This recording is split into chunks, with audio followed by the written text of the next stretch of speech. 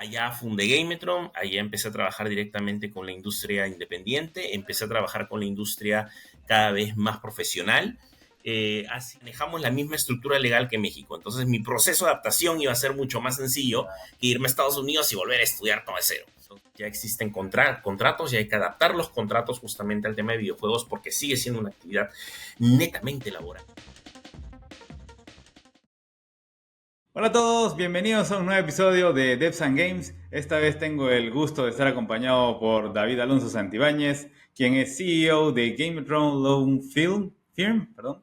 Es un abogado especializado en, bueno, en videojuegos y esports, creo que en todo el tema legal ya me Todo irá industrias creativas, sí. corrigiendo. ¿Qué tal, David? ¿Cómo estás? Muy bien, mi buen Daniel, muchísimas gracias por la invitación para estar aquí charlando en tu podcast.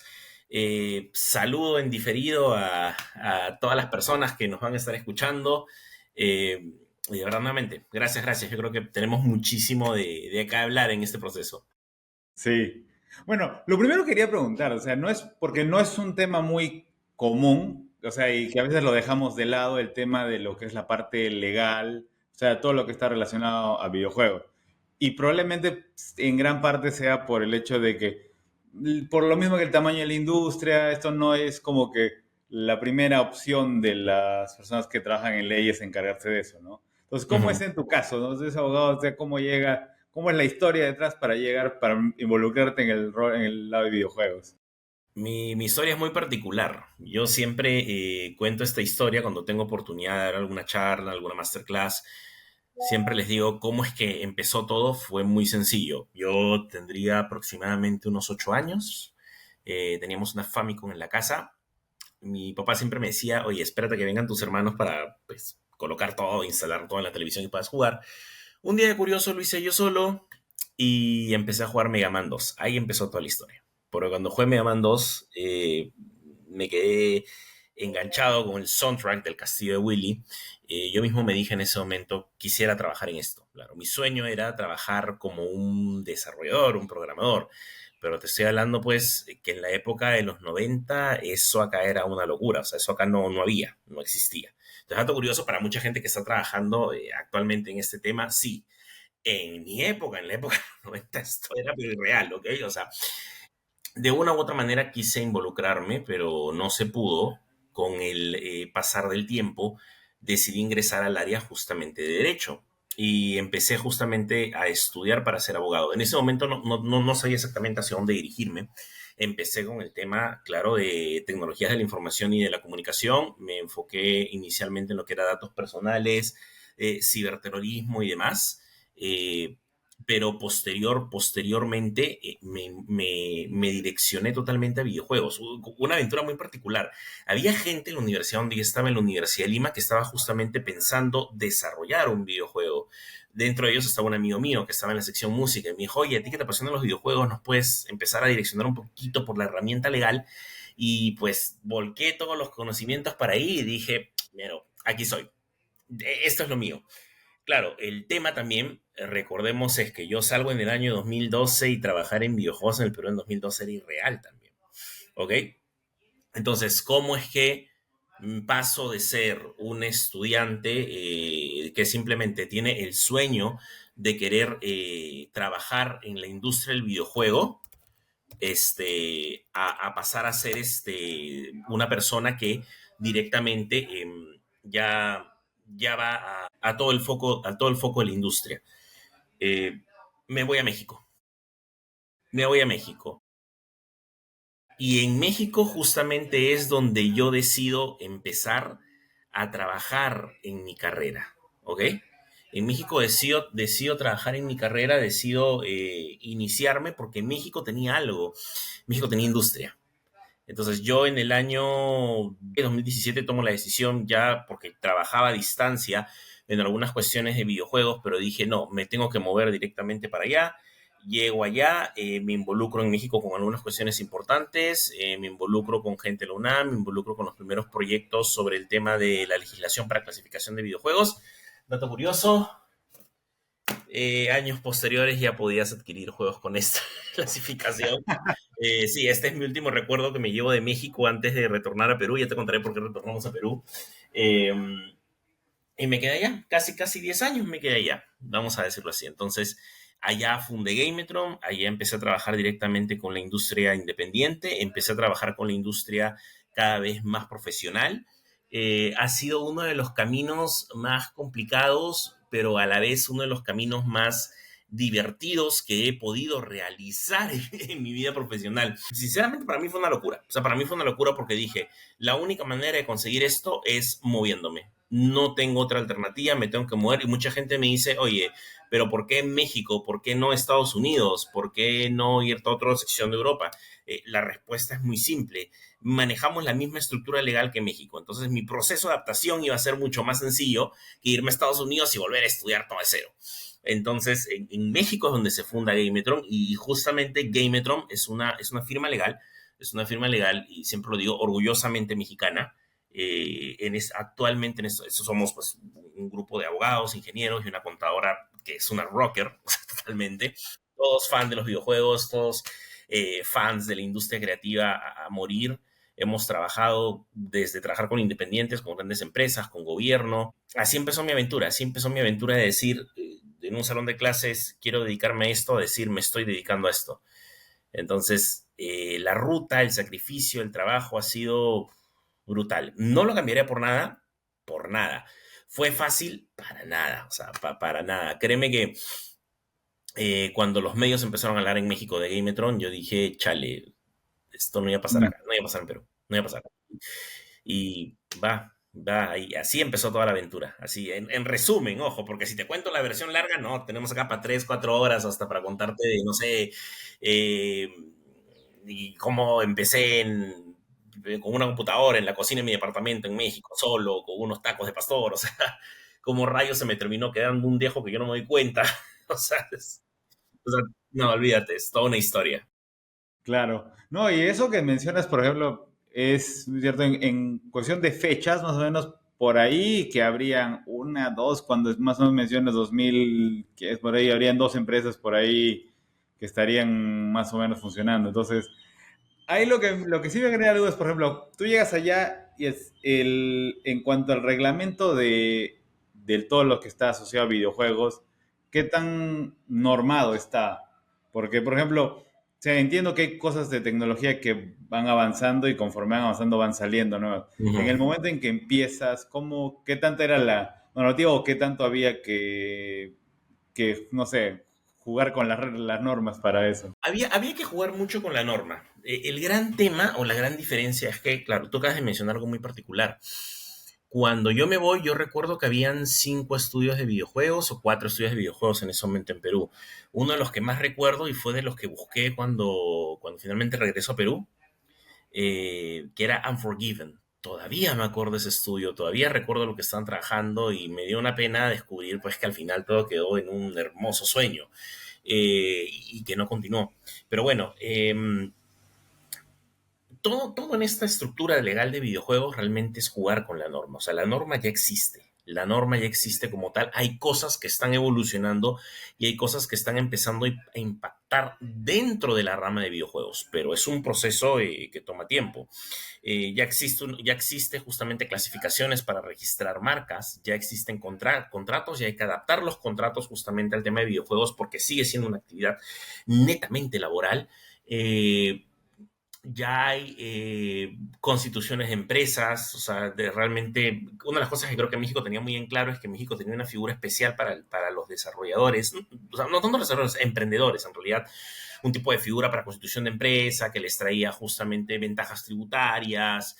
Y una de las cosas que había en gran diferencia con México es que el gobierno intervenía en muchas cosas, ojo, no poniendo reglas, sino, por ejemplo, gobierno decía, oye, estamos viendo que hay demasiados videojuegos online. Sí, ¿cómo está el tema de protección de datos personales? Bueno, es casi nulo. Ok, empecemos a crear campañas de evangelización para que la gente sepa cómo proteger sus datos personales dentro del videojuego. Oye, tenemos un tema que está establecido justamente con la clasificación de videojuegos. Bueno, vamos a preguntarle tanto a la academia, a la parte privada, a la parte independiente, vamos a preguntarle a todos y cada uno de ellos, oye, ¿cuál es tu opinión con relación a esto?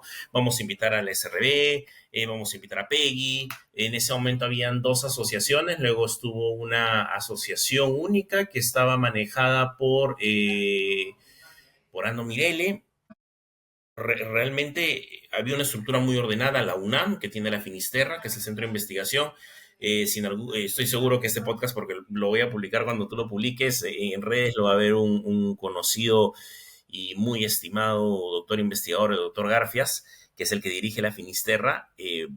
O sea, realmente cada persona se involucraba desde un aspecto. Yo cuando llegué, yo encontré una industria que todavía había un cierto desorden legal y un cierto desconocimiento legal. Entonces, yo entré para trabajar en esa área y poco a poco fui conociendo gente que estaba completamente interesada en hacer lo mismo y comenzamos a trabajar en conjunto. Uno de ellos es mi socio Miguel Ángel Villanueva, uno de los grandes miembros del equipo, quien maneja el área de compliance dentro de la empresa y que también ve estructuras tributarias. Sinceramente, con quien manejamos un buen match para esto. Pero así va el punto en Game Metro. Ya. Ahora, y cuando empiezan, por ejemplo, acá llega el legal, estaban ya metidos en el tema legal, entonces, cómo fue la situación del primer estudio con el de videojuegos con el que trabajaron? ¿O cómo fue la primera experiencia relacionada a videojuegos? El primer estudio de videojuegos con el que trabajamos, siempre lo tengo metido en la cabeza. Yo recuerdo mi primer cliente y mi último cliente hasta el día de hoy. Mi primer cliente, Patoli Studios de Baja California. Nosotros estábamos en Ciudad de México y nuestro primer cliente era de Baja California. Patoli llega a nosotros por un registro de marca. Estaban ellos muy preocupados en registrar su marca, estaban ellos muy preocupados en que su personaje, que era un ajolote azul, estuviera protegido. Me di cuenta, en primer lugar, que una de las mayores cuestiones y preocupaciones para los desarrolladores de videojuegos mexicanos era la protección de su marca. Luego con Patoli surgió otra de las cuestiones que tras bambalinas desde este podcast platicábamos, que decíamos, oye, o el desarrollador de videojuegos se preocupa mucho en protección de su obra y de marca. Créeme que sí, pero si tú me dices cuál es el trabajo que más ha hecho Gametron, en lo que más se preocupa el desarrollador de videojuegos, es la cuestión contractual. O sea, saber cómo rayos, un contrato con otro dev, con un contrato con un compositor, y saber que la obra se queda conmigo, punto. Y saber que ellos van a recibir su sueldo, punto. Y esas son cosas que trabajamos con Patoli, por ejemplo. Bueno, Patoli actualmente ya tiene todo legalmente estructurado. Sigue siendo cliente de Gametron, pero claro, ya no es Patoli del día que llegó. Es una empresa mejor constituida que actualmente ya tiene financiamiento incluso de Estados Unidos. Entonces, la aventura con el primer cliente creo que nunca se olvida. Y el último cliente de la firma es de México. Justamente De el gran publisher de juegos de mesa, llega a nosotros y nos encarga la responsabilidad de manejar una de las secciones, para la sección de México como su feria de juegos de mesa, que es la MXP. Entonces, siempre digo esto, el primer cliente y el último cliente nunca se olvida, porque el primer cliente te enseña dónde empezaste y el último cliente te enseña en dónde estás en este Claro, momento. Y eso te claro, tiene que ayudar a la vez a no dormirte en tus laureles. Jamás. claro, no, ese es un buen mensaje para todos. Y bueno, cuando ya, bueno, empiezan a trabajar, en ese momento, bueno, me contaste que estabas más de 10 años, estuviste allá en México. Ujú. Ahí, en todo ese trayecto hasta lo que regresas acá en Perú, ¿qué tanto ha sido, o sea, no sé si decir evolución, porque no sé tampoco qué tanto ha cambiado acá en Perú, por ejemplo, el tema, o los problemas legales que son comunes aquí en, Sí. no sé si es, no sé cómo ha cambiado o es que siguen siendo los mismos. A ver, yo recuerdo mucho la primera reunión que tuve con desarrolladores de videojuegos peruanos allá por el año 2015. Las preocupaciones seguían siendo contratos y registros de marca y derechos de autor. Llego aquí y siguen siendo los mismos problemas. No podría llamar si he encontrado una evolución o una involución. No podría decirlo totalmente. Lo que sí creo que encuentro en Perú, que no lo encuentro en países con industria, es que el lado legal o no es importante o lo dejan para el final, la verdad. O sea, por ejemplo, cuando estuve en Gamescom, tú no te imaginas el dialogar con los desarrolladores de Brasil y explicarme todos los problemas legales que tenían en Brasil y querían soluciones inmediatas. O por ejemplo, en el EVE en Argentina, la preocupación de la industria argentina de decir, quiero cubrir el área legal, No hay abogados en Argentina que me puedan solucionar este problema. Entonces, igualito en Chile, igualito en Uruguay. Estados Unidos no, porque Estados Unidos estos tipos tienen la mentalidad ya, y por ejemplo en Europa es igualito. O sea, en Europa saben que contar con un abogado o abogada es como contar con un contador o una contadora. O sea, termina siendo parte indispensable del esqueleto de lo que es su estudio de videojuegos. Aquí en Perú no. O sea, no lo encuentras. Ojo, no digo que esté mal, pero son contaditos, así, contaditos con las uñas, o sea, con los dedos de las manos, los estudios que dicen, oye, me gustaría cubrir mi lado legal, ¿me entiendes? Me gustaría protegerme legalmente sobre esto. Ahora, que es una práctica común, que lo pueden encontrar, como por ejemplo, que tenemos con la mayoría de nuestros clientes que son de México, no, no lo es. No es común aquí. Claro. No, sí, justamente eso en algún momento lo llegamos a conversar por el hecho de que, por ejemplo, como es pequeña la industria, como está en crecimiento y es como que el manejo un poco informal, vamos a decirlo así, es el que prima.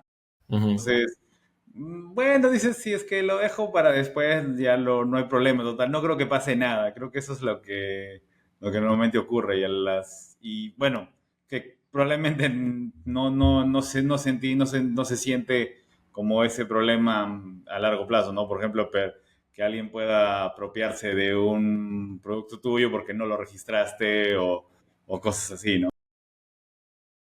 Bueno, aquí en Perú, bueno, acabas de mencionar algo muy, muy particular. Creo que cuando realmente tú tienes este tipo de... No creo, la experiencia me ha enseñado que cuando realmente tú tienes este tipo de preocupaciones, aparte de otro tipo de preocupaciones, realmente puedes llamarlo industria. En Perú prima algo que sí es cierto y es doloroso y es triste, y es la informalidad. Informalidad que no nos permite tener uno de los objetivos básicos que tiene una industria, que son los datos. O sea, tú puedes buscar los datos de la industria argentina y vas a saber que Argentina ha generado más de 92 millones de dólares en lo caído del 2024. Y a través de los datos te puedes dar cuenta pues que el EVA pues, junta más de 25.000 personas en todo el evento. Entonces, si Claro, yo me vengo a los datos de Perú, no encuentro nada. muy cierto. Ahí tenemos algo que, ¿cómo se llama? Que aclarar. Eh, Nosotros lo que tenemos, es al menos, digo nosotros porque, a ver, caramba, o sea, podrá haber estado en México, hecho en la industria de México, pero pues, sigo siendo peruano. Eh, dato curioso y posiblemente caiga mal mi comentario, pero es la verdad. Si en algún momento tienen la oportunidad de ir a eventos en el extranjero y preguntan por mí, por alguna extraña razón, todo el mundo cree que soy mexicano. No sé si es la barba o el bigote. O sea, créeme que he intentado explicarlo muchas veces. No, yo soy peruano.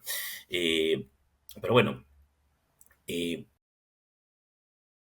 para hacer industria, o sea, para hacer industria es un camino muy largo y es un camino que demanda profesionalización. Y la profesionalización empieza no con los grandes estudios, asociaciones, no. La profesionalización empieza cuando el más pequeño entiende que es un negocio. Ese es el problema. O sea, he visto a los países en Latinoamérica que tienen industria. Y te puedo decir que todos tienen casi la misma característica, ¿eh? Todos son extremadamente profesionales. Entienden que es necesario involucrar a otro tipo de personajes dentro del desarrollo de sus videojuegos, como son el equipo legal, el equipo contable, el equipo de marketing, el equipo administrativo.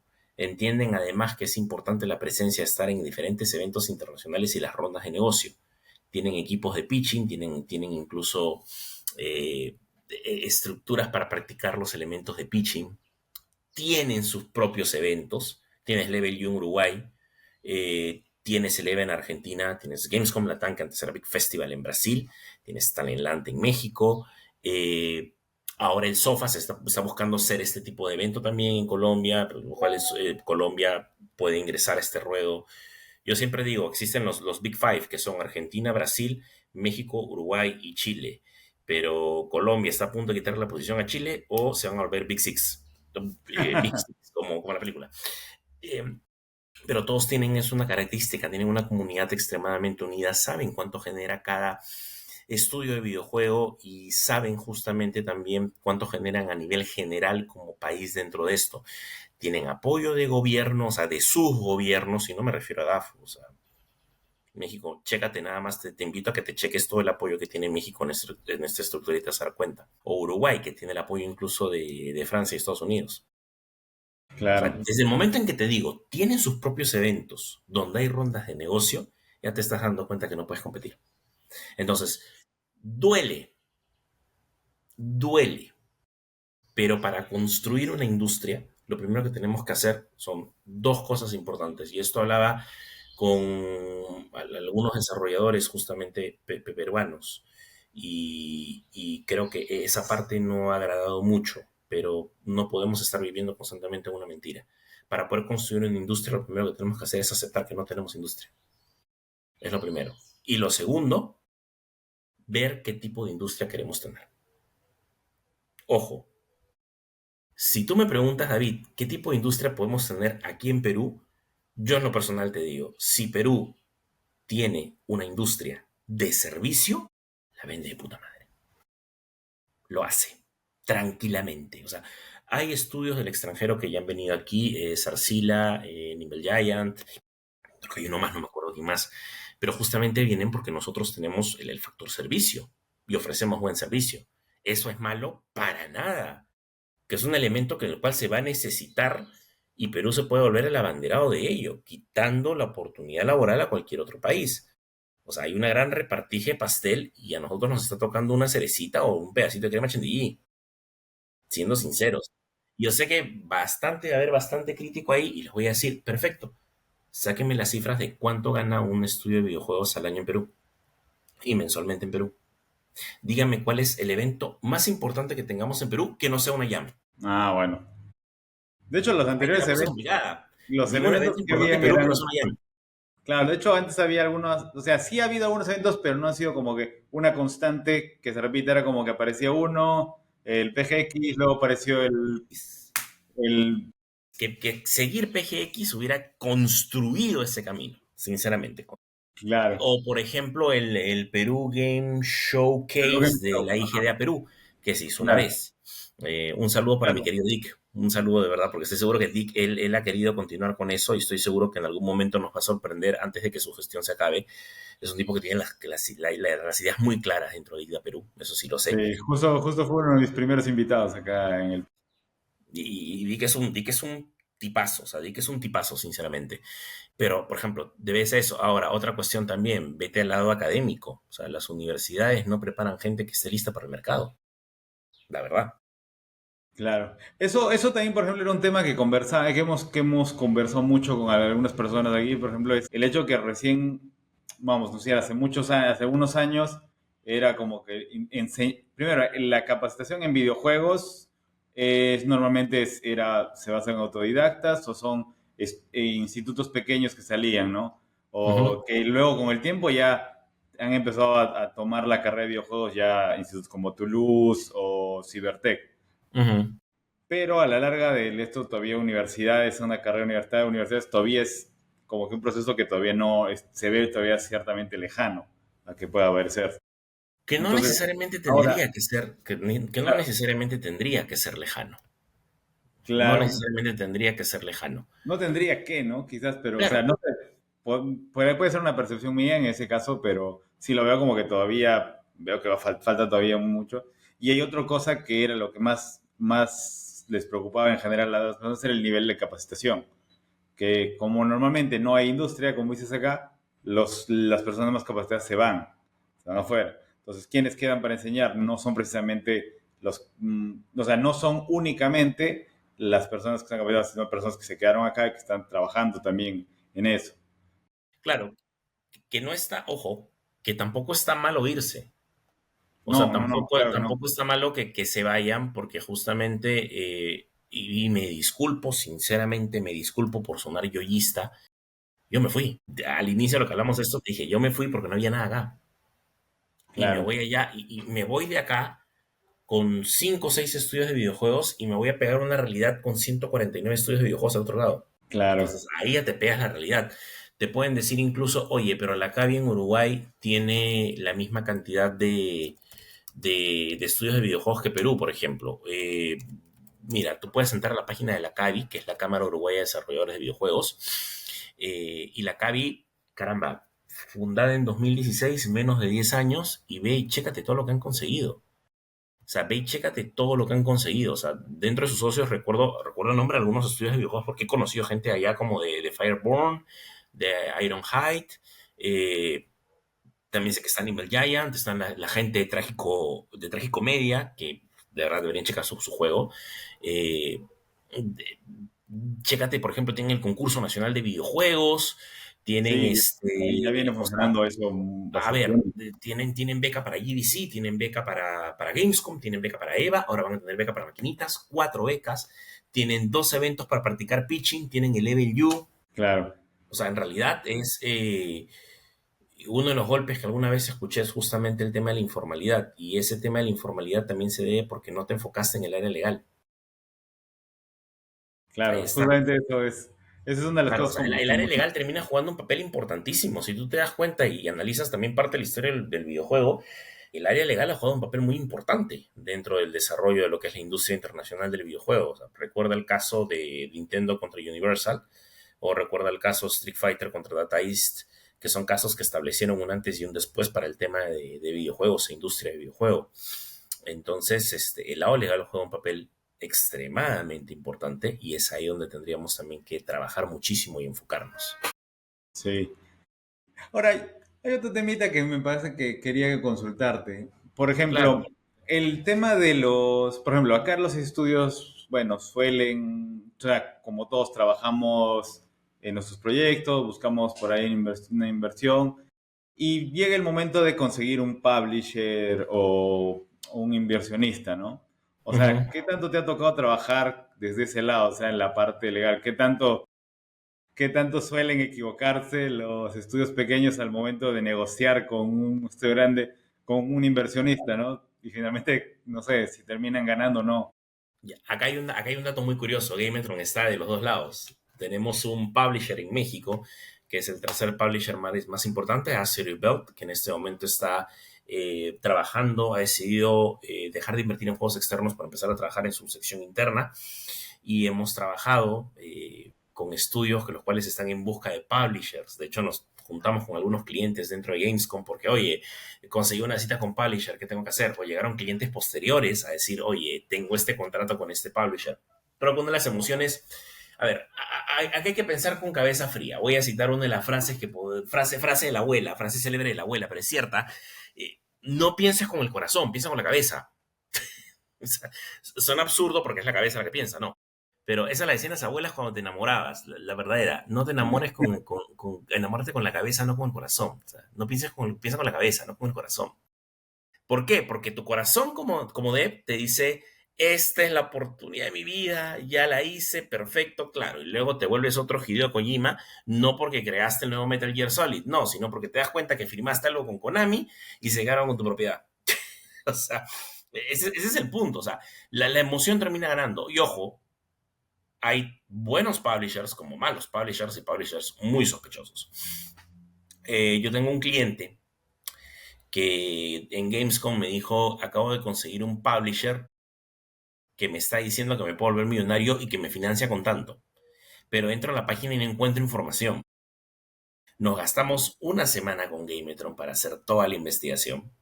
Elegimos no firmes. Porque será muy sospechoso. Ese dinero parecía que venía de la lavandería, de verdad. Entonces dices, no, nada que ver. Posteriormente, este cliente ya firmó con otra persona. O, por ejemplo, tenemos un cliente también que hemos ayudado mucho con el tema de publisher, eh, que ya tiene su juego ya con publisher incluido. Va a salir una versión para Nintendo Switch y está trabajando también para las versiones físicas, no puedo decir nombre, pero vamos a llamarlo así para que la gente sepa que no es mentira, es de un personaje en YouTube muy conocido. Traten de hacer sus hilaciones, ¿ok? Traten de ver los posts de Gametron. Los trabajos con publisher van así, hay que pensar de manera muy fría, porque hay que leer especialmente el contrato del publisher. La gente muchas veces dice yo voy con el publisher, con mi idea, se la doy y él me da plata. No es tan sencillo. O sea, el publisher lo que va a hacer primero que nada es hablar con su departamento legal, construir un contrato, porque son contratos personalizados, te lo va a dar a ti, o sea, te va a decir, ok, toma, este es el contrato que tienes que firmar, Y ahí te va a decir todo, desde el momento en cómo va a invertir en ti, cómo tiene, no cómo va, cómo tiene que recuperar su plata, que es muy diferente, los porcentajes que hay, los porcentajes que te van a caer, quién le va a pertenecer la propiedad intelectual y demás. Tienes que leer el documento. Porque hay publishers que te dicen tu propiedad intelectual empieza a ser mía a partir del segundo año. Hay publishers que te dicen, no, yo me voy a encargar de toda esta estructura, voy a invertir esto y yo mi dinero lo voy a recuperar de la siguiente manera. Hay publishers que van a invertir en publicidad, hay publishers que no van a invertir en publicidad. Entonces, trabajar, te lo digo porque directamente estoy en los dos lados. O sea, con Asteroid Belt, Asteroid Belt tiene claro en qué va a invertir. Pero Asteroid Belt, antes de firmar un contrato, estudia al juego con el que va a invertir. Con los clientes que he tenido, felizmente han podido firmar con los publishers de manera correcta y han tenido un trabajo muy satisfactorio. Una de las cosas, dos cosas claves que te pide el publisher, ¿eh? Dos cosas claves que te pide el publisher. Primero te va a pedir que toda la estructura intelectual de esa obra tiene que ser demostrable que estudia. Marca, guión, personajes, puta madre, todo. Tiene que haber un documento que ya que esa madre es tuya. Y si hubo un tercero, imaginemos, Daniel, yo creo el videojuego y tú creas la música, ¿ok? Y simplemente yo te contraté para la música. Yo tengo que tener ese documento legal que es el contrato, que es lo segundo que te piden, que yo firmé contigo, donde tú hacías la música, yo te pagué por esa chamba y se acabó. Porque lo que no quiere el publisher es ganarse y comerse un problema legal después porque tú te olvidaste un dato. Y tenemos un gran problema porque muchos independientes no tienen contratos firmados. O Claro. tienen contratos con desarrolladores que son geniales, que son menores de edad.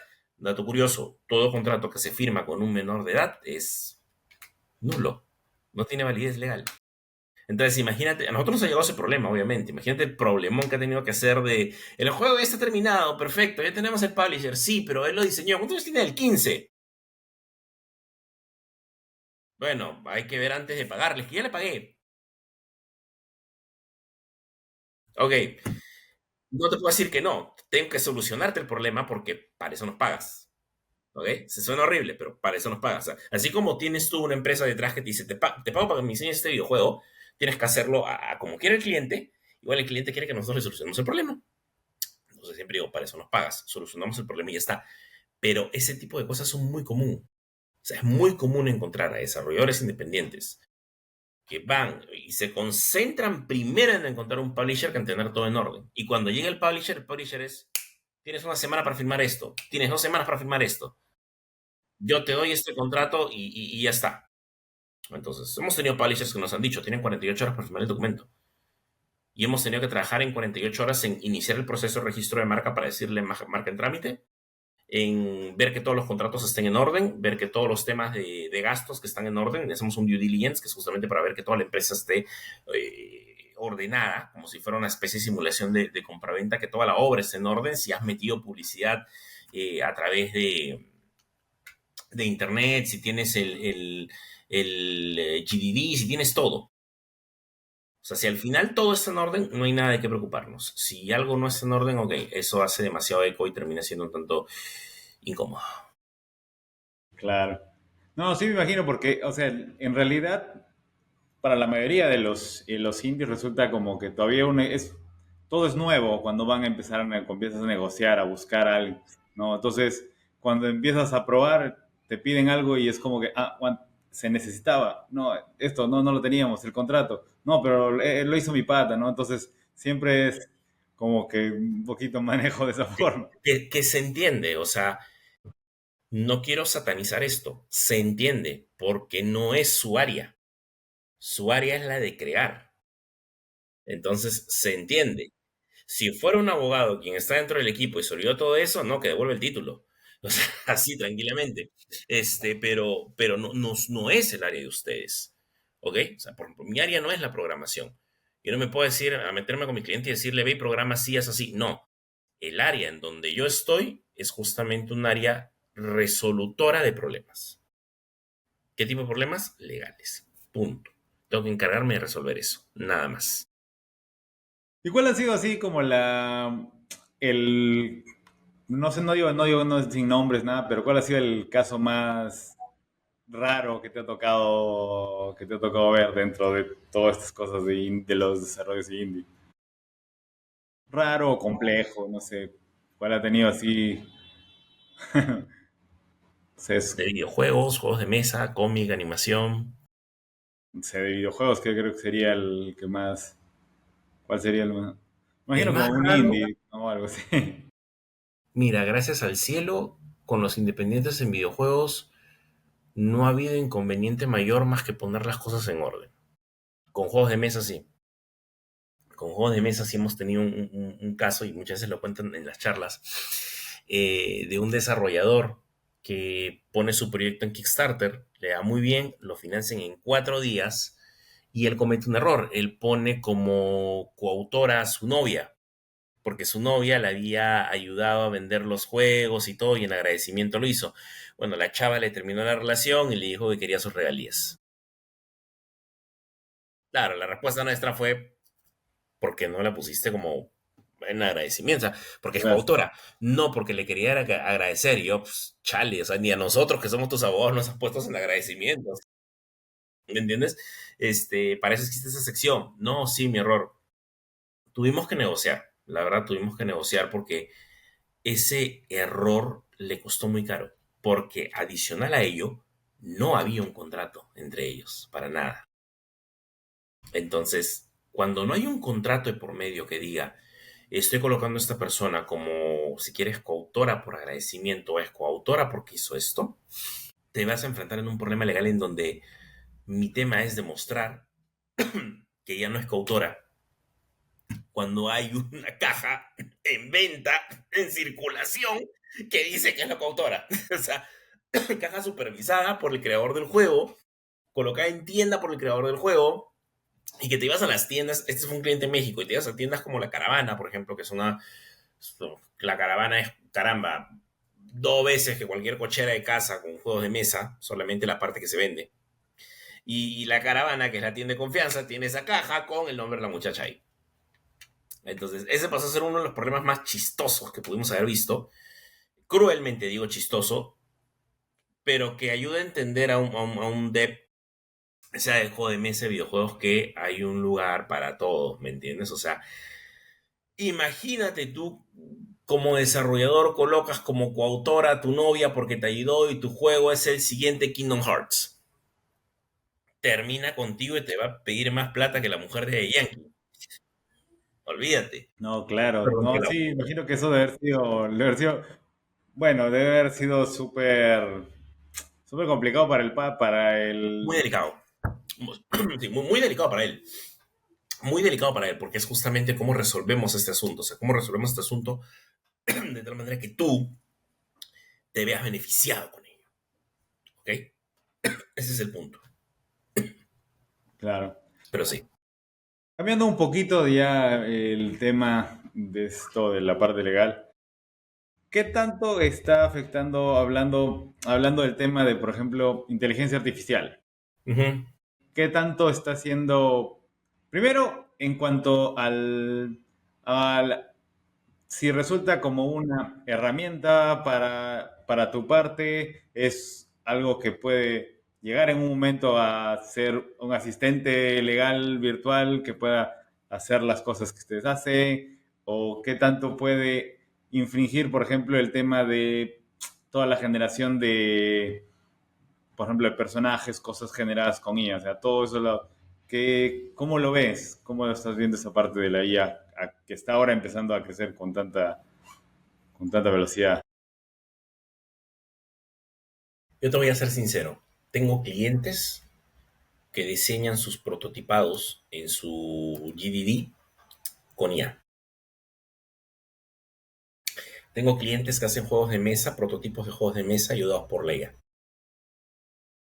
Tengo estudiantes a los cuales yo les he dicho no tengan miedo de utilizar la inteligencia artificial para ayudarles en la lectura de algún documento, en el análisis de algún documento. O sea, la IA no te va a hacer la chamba, eso es lo primero que hay que entender. Pero lo que yo considero es que hay un temor abismal con la IA, como cuando hubo el temor con los buscadores cuando apareció Internet. Cuando apareció Internet nos dijeron Internet nos va a quitar el trabajo. No, papi, te va a quitar el trabajo quien sepa manejar Internet. Es lo mismo con la IA. La IA no te va a quitar el trabajo, te va a quitar el trabajo quien sepa manejar la IA. Porque te digo algo, pídele a la IA que te diseñe algo y luego pídele que corrige ese diseño. Ahí te vas a dar cuenta que no es tan fácil. Porque la IA, en vez de corregirte ese diseño, te bota otro diseño. ¿Ok? Pero para mí la IA se va a convertir en una herramienta de prototipado porque te soluciona el proceso. A veces hay bloqueos creativos muy interesantes y donde la IA te ayuda a desbordar ese bloqueo. Dices, oye, tengo que dar este personaje, este nivel, este título, tengo que hacer algo, y la IA te termina siendo como una especie de asistente que te ayuda a resolver ese inconveniente. ¿Ok? Te ayuda a resolver ese inconveniente. Entonces, desde mi punto de vista, no hay que tenerle miedo a la IA. O sea, no hay que tenerle miedo a la IA. Lo que hay que entender es que la IA te ayuda a trabajar como una especie, o te ayuda a trabajar como si fuera una especie de creador de prototipos. En eso te ayuda la IA. Y ahora, que en temas, y esos temas, por ejemplo, pongamos, la creación de los personajes con IA, por ejemplo, como el caso de Palworld que está viendo ahora con Ujú. Nintendo y todo ese tipo de cosas, ese tipo, o sea, qué tanto es el límite de, por ejemplo, de permitirle a una IA o sea, qué tan protegidos pueden estar tus personajes de que no los repliquen y los modifiquen con IA o algo así, o hasta dónde ¿Podrías alcanza. repetirme, podrías repetirme bien la pregunta para entenderla bien?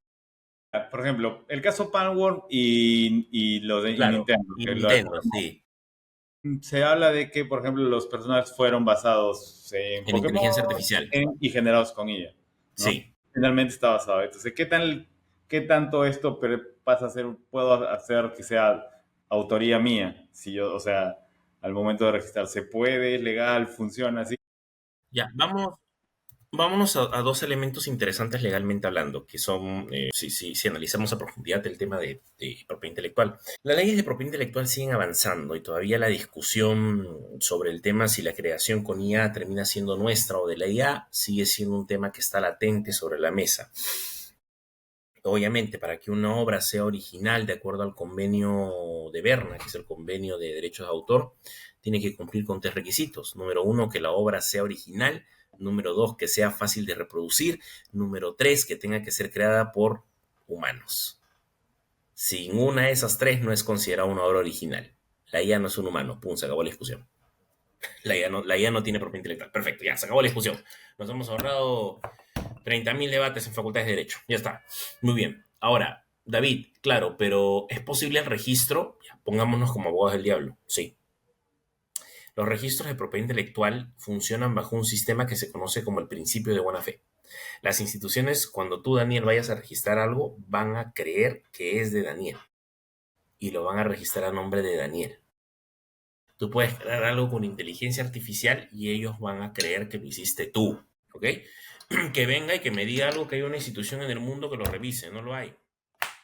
Incluso Safe Creative, que es una plataforma con la que nosotros trabajamos, Safe Creative, por ejemplo, ellos tienen la posibilidad de colocar sellos, justamente colocar sellos cuando tú creas una obra y decir, esta obra ha sido creada con asistencia de inteligencia artificial, o es netamente humana, o es netamente inteligencia artificial. Y cuando tú eliges inteligencia artificial, ellos mismos te dicen, oye, te recordamos que hay una cuestión legal con la cual la discusión sigue pendiente, las obras por inteligencia artificial no tienen propiedad intelectual hasta el momento, espero que tú entiendas esto y si algo cambia, espero que seas consciente. Se acabó la discusión. Ahora, dime tú, vamos a ponernos acá, bien peruchos, vámonos sin de copy, ¿ok? Vamos sin de copy, vamos a irnos fuera de la inteligencia artificial. Daniel, yo acabo de crear un libro que se llama Guía para las aventuras de un desarrollador, ¿ok? Te lo mando por Word, te lo enseño y te encanta la novela. Tú vas con la novela, vas sin de copy, la registras y dices que tú, o sea, Daniel Díaz, la creaste y que esa obra es tuya. ¿Tú crees que Indecopy te va a preguntar, señor Daniel Díaz, cuándo usted creó la obra? Cuéntenos cómo se inspiró, cómo sé que la obra es de usted. No te lo va a preguntar, porque prima el principio de buena fe. Y van a creer que esa obra es tuya, pero esa obra es mía. David, ¿hay posibilidad de recuperarla? Por supuesto, nos vamos a dar a palos en una corte, nos vamos a ir a arbitraje posiblemente previamente Indecopy, luego nos vamos a ir a arbitraje a la Organización Mundial de Propiedad Intelectual, finalmente nos agarraremos a palos en una corte, pero el daño ya está hecho. Claro. Ahora, ¿entiendes la importancia de un contrato o no? Si hubiera habido un Claro, contrato, posiblemente teníamos ahí establecido que esa obra era mía, teníamos una firma contigo, tú no podías autorregistrarla, si tú la registrabas era por mala fe, tendríamos que iniciar un proceso para anular esa inscripción, anularíamos esa inscripción y luego podría escribir la inscripción original. Señores, un contrato te ayuda a salvarte de muchas cosas. sí. Justamente te preguntaba también eso porque justo creo que hay ese, es, esa, ese tema de no registrar, lo tenemos muy suelto a veces, ¿no? Como que confiamos en que no va a venir nadie a robarnos, a llevarse, a intentar usar lo que tú has hecho. Que a veces pasa, ¿no? Que confías simplemente, ahí ves los casos que es como el que comentabas, ¿no? Lo hacen de buena fe y de repente viene alguien, no, ya eso está registrado. ¿Cómo? Pero si era mío, solo se lo presté para que lo viera nada más. Exacto. Claro, entonces eso es algo que creo que es un tema que a veces no lo tenemos tan en cuenta, ¿no? No tenemos en cuenta lo legal, o sea, tenemos una costumbre, vamos a llamarlo porque es en realidad una costumbre, tenemos una costumbre de solamente ir al área legal cuando ya el problema está dado. No cuando queremos generar conciencia de ayudar a resolver el inconveniente. Claro, Ese no, punto. sí son temas muy... No, pero pero sí, bueno, como para todos los que estén escuchando, ¿no? O sea, lo importante que a veces es tener en cuenta los diferentes aspectos, hablando del Exacto. aspecto legal, que a veces no lo tenemos. Que no porque nosotros no lo manejemos no significa que no lo necesitemos, ¿no? O sea, tiene que haber siempre, aunque sea no sea parte del equipo, contratar un externo que te pueda asegurar de que más adelante no vas a tener un dolor de cabeza. Por ejemplo, yo te puedo hablar de un cliente aquí en Perú, que es Dream Potion Games, que es justamente el estudio de videojuegos de nuestro querido Juan Diego Tremolada, Pepe el Mago. Sí, Tú no te imaginas, Pepe el Mago, cómo tiene ahora todo estructurado legalmente. O sea, tiene contratos para cada cosa, tiene registros, tiene todo. Porque yo ya conocí, yo tuve el gusto de conocer a Juan Diego en el 2023, perdón. Y nos terminamos haciendo amigos más amigos en Gamescom. Somos muy, muy buenos amigos. Y Juan Diego es una persona muy profesional. La misma responsabilidad que él ha tenido con su carrera como creador de contenido, la ha querido tener en su carrera justamente como creador de videojuegos. Y él con sus socios ya tienen toda la estructura legal armada, estructurada, toda la forma ya está completa.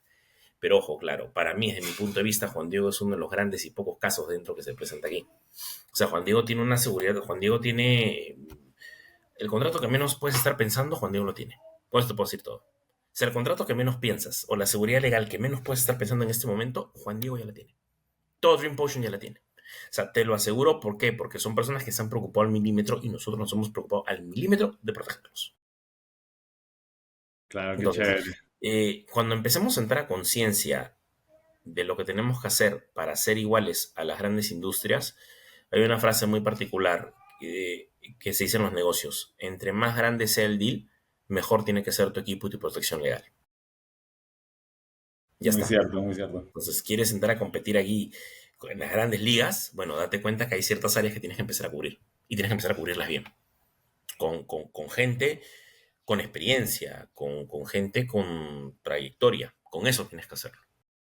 En todos los negocios que tengas. Claro, qué genial. Bueno, un poquito para ya ir terminando, David. No Dale. sé qué, o sea, ¿cómo le podríamos decir? ¿Qué recomendación le podrías dar ahorita, por ejemplo, hablando a los estudios, estudiantes o personas que están queriendo involucrarse dentro de este rubro de videojuegos? Como quizás alguna recomendación, un tip importante. Sí, yo diría, quizás uno de los tips más importantes, a pesar de todo lo que hemos estado dialogando aquí, primero, un tip importante es diviértanse cuando estén creando un videojuego. Segundo, hagan un GDD. Por favor, háganlo. Háganlo. Se van a dar cuenta de toda la estructura. Tercero, protéjanlo.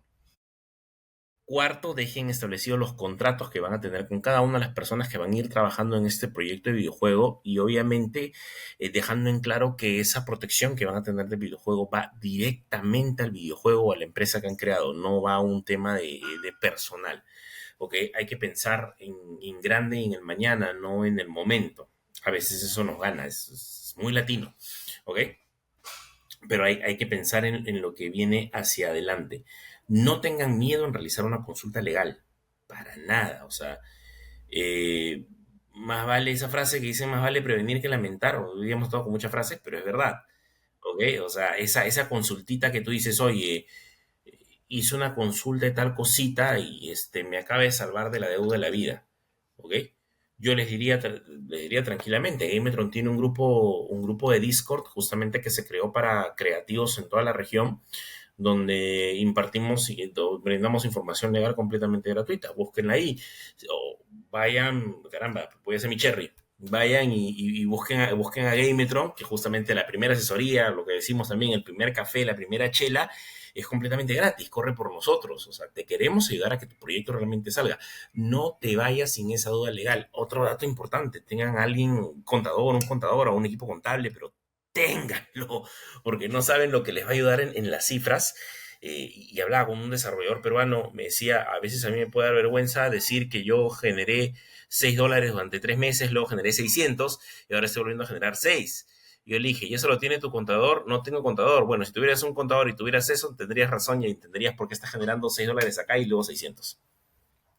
¿Ok? O sea, ténganlo presente. Otro consejo, se viene GDC, ¿ok? Vayan a GDC, tengan la oportunidad de invertir y en general inviertan en todos los eventos. O sea, inviertan en Gamescom, inviertan en EVA, inviertan en Game Pocket, inviertan en todo lo que puedan. Porque finalmente este es su trabajo, ¿ok? Y van a conocer una cantidad de personas interesantes que están trabajando en lo mismo, que tienen las mismas cuestiones o que posiblemente quieren invertir en el proyecto que ustedes están teniendo en este momento. O sea, yo sé que uno puede decirme en este momento, oye, David, me pesa pagar los $400 de Gamescom con ronda de negocio incluida y con una fiesta. Yo te aseguro que en la fiesta consigues a alguien que esté interesado en tu juego. Te Sí, no aseguro que lo en esa hago. ronda de negocio. Ok, el tip más extraño del mundo, váyanse a todas las fiestas. ¿Ok? O sea, váyanse a todas las fiestas que encuentren. Pueden estar cansados y matados, pero no te imaginas a quiénes vas a terminar conociendo. ¿Me entiendes? O sea, y tengan dentro de ese equipo a alguien que esté en el tema de relaciones públicas. Siempre. ¿Por qué? Algo que también he aprendido, y esto digo en general de muchos desarrolladores de videojuegos. El 90% de desarrolladores de videojuegos saben desarrollar videojuegos, no saben vender. Y para que puedas conseguir un publisher, para que puedas conseguir inversión, necesitas a alguien bien cabrón que te haga vender esa madre. Posiblemente no sabe desarrollo de videojuegos. Posiblemente odie los videojuegos. Pero esa persona te puede vender hasta Herbalife. Así. Y necesitas a esa persona en tu equipo para, toma, ve, no te gustan los viajes, ok, a esa persona, y quieres citar los gastos, a esa persona le pagas todos los eventos. Y dices, me regresas con inversión. Y te apuesto a que te va a regresar con inversión. Y te apuesto que al siguiente año te vas a estar acordando de este podcast. Y vas a estar diciendo que es súper consejo, invertir. Y sería necesario, o sea, va a sonar durísimo, pero en los eventos internacionales que no sea GDC, la verdad, eso sí voy a decir, que no sea GDC, el Perú brilla por su ausencia. Sí, es muy, muy cierto. Sí. Te juro, he sido el único peruano en todos los eventos. Bueno, excepto a Rafael que me lo encontré ahí en, en Uruguay. Claro, él iba a la sección de cine justamente, de animación. Y yo me iba justamente a Rafael González, Rafael González Otoya. Yo me iba a la sección de maquinitas y él estaba en la sección de animación, pero aún así tuvimos la posibilidad de dialogar, de platicar, de poder hacer las cosas, pero él mismo me decía, o sea, hay 50 personas de Perú en el tema de animación y en videojuegos no hay nadie. Entonces creo que es momento en que, repito, no está mal las jams, no está mal GDC, pero creo que es momento en ya salirnos de ese bloque y empezar a apuntar a otras cosas. Si no, no construimos, si no, no avanzamos. A veces hay que salir de la zona de confort para conseguir algo. Lo voy a poner como un videojuego. Son entrenadores Pokémon. Vayan a cazar todos los Pokémon que puedan. Y no lo vas a conseguir en tu pueblo. Tienes que irte a viajar. El propio Rojo en el primer Pokémon salía a conseguir todos los Pokémon que pudiera. O sea, y de Sí. vez en cuando le metes un glitch por ahí porque es la única manera de conseguir a Mew. Listo. Listo, David.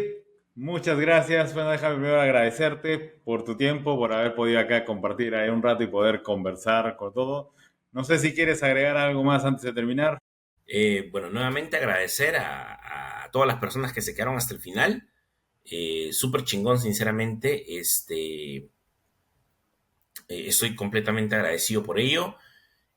Agradecerte también a ti, Daniel, por la invitación, por haber pensado en mí para poder tener esta charla legal, informativa, divertida.